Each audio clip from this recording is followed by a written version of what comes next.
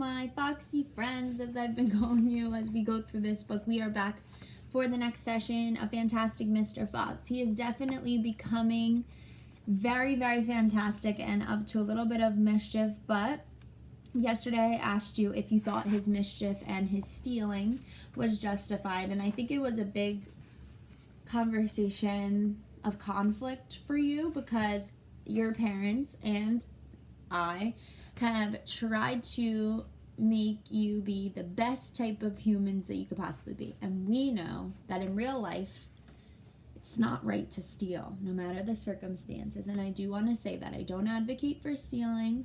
I think that you should always pay for what you want. But there always is a conflict of, if you don't have money, how do you take care of your family? And even though it's in the format of a fox, that is a conflict that many people in our country and around the world have to face every single day. How do they take care of their family if they don't have a lot of money? And most of us are very privileged to be able to have a roof over our heads and food on a plate in front of us. And conversations like this are very grown up, and they really expose you to things that go on in the world and topics that are very above our heads sometimes. So it's important to talk about them so that you do realize, wow, I'm so lucky and I love my life and I love my family and everything that they give for me. And also empathize with people that don't have the same things, and maybe try not to judge them, but to try to help them. So we can always learn from these books and take away a lesson of saying, maybe there's more that I could do to help animals and people outside of myself. And that is something that is the beautiful thing about books and the beautiful thing about talking to you as kids about really hard topics like this, because you can make a difference if someone talks to you about it really young. And if I'm the person that's talking to you about it really young and telling you how awesome it is to help people in need, then so be it. Okay, so I feel that it is understandable that Mr. Fox is stealing this food to help not only now his family, but a bunch of other animal families under the farms in the tunnels. So we are going to just go with that. This is a magical world, and we're going to stick with that for this book. Chapter 15, we are almost done with Fantastic Mr. Fox, and then we will be moving on to the one and only Bob. So I'm very, very excited for that. But let's stick to our story here. We ended with Mr. Fox finding a brick wall underground, and some of you had very great predictions, and I'm very, very proud of you. 15, Bean's secret cider cellar. Mr. Fox examined the wall carefully. He saw that the cement between the bricks was old and crumbly, so he loosened a brick without much trouble and pulled it away. Suddenly, out from the hole where the brick had been, there popped a small, sharp face with whiskers. "Go away," it snapped. "You can't come in here, it's private." "Good Lord," said Badger. "It's Rat." "You saucy beast," said Mr. Fox. "I should have guessed we'd find you down here somehow." "Go away," shrieked Rat. "Go on, beat it. This is my private pitch." "Shut up," said Mr. Fox. "I will not shut up," shrieked Rat. "This is my place, and I got here first." So now we are encountering a new character who initially does not seem very nice. Mr. Fox gave a brilliant smile, flashing his white teeth. "My dear Rat," he said softly, "I am a hungry fellow, and if you don't hop it quickly, I shall grab you in one gulp." That did it. Rat popped back fast and out of sight. Mr. Fox laughed and began pulling more bricks out of the wall. So he ultimately scared Mr. Rat into leaving. When he had made a biggish hole, he crept through it. Badger and the smallest fox followed him in. They found themselves in a vast, damp, gloomy cellar.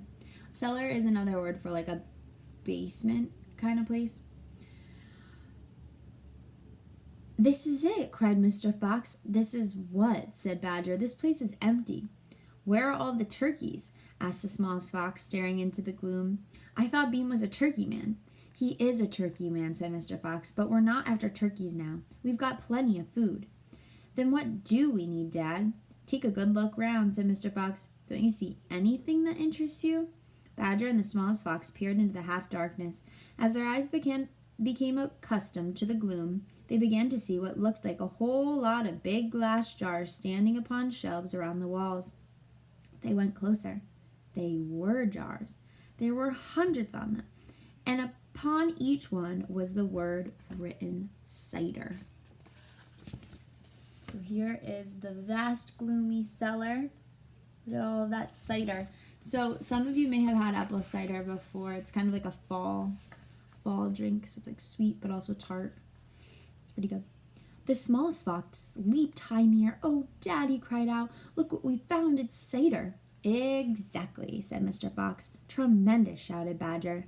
Bean's secret cider cellar, said Mr. Fox. But go carefully, my dears. Don't make a noise. The cellar is right underneath the farmhouse itself. Cider, said Badger. It's especially good for badgers. We'd take it as medicine. One large glass 3 times a day with meals and another at bedtime. It will make the feast into a banquet, said Mr. Fox. While they were talking, the smallest fox had sneaked a jar off the shelf and had taken a gulp. Wow, he gasped. Wowee! You must understand, this was not the ordinary weak, fizzy cider one buys in a store. It was the real stuff, a home-brewed, fiery drink that burned in your throat and boiled in your stomach. So this is the little fox being all excited, and this is him taking a big gulp. Ah, gasped the smallest fox. This is some cider. That's quite enough of that, said Mr. Fox, grabbing the jar and putting it to his own lips. He took a tremendous gulp.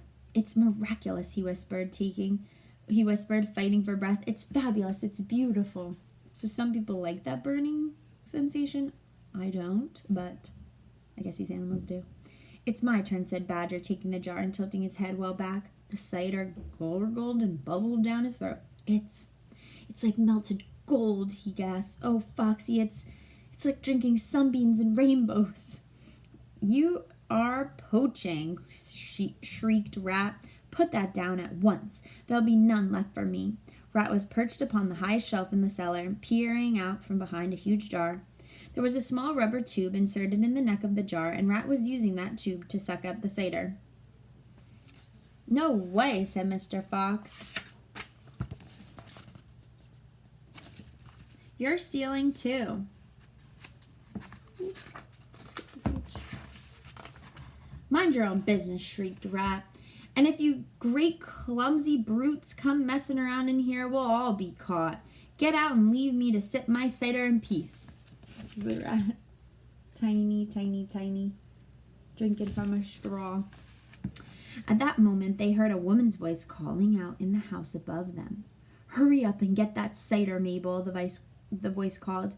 You know Mr. Bean doesn't like to keep waiting, especially when he's been out all night in a tent. So I even forgot that they're still out there in their crazy tents. The animals froze. They stayed absolutely still, their ears pricked, their bodies tense. Then they heard the sound of a door being opened. The door was on top of a flight of stone steps leading down from the house to the cellar. And now someone was starting to come down those steps. Let's see if I could squeeze in another one. I don't think so. I'm going to leave you there. So somebody is coming down into the cellar.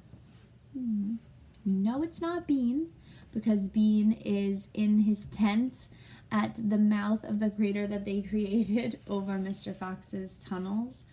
But somebody's coming down there. Do you think they're going to be able to get out of this one? Right at the end of the book. Can this be the end? I don't know. You tell me.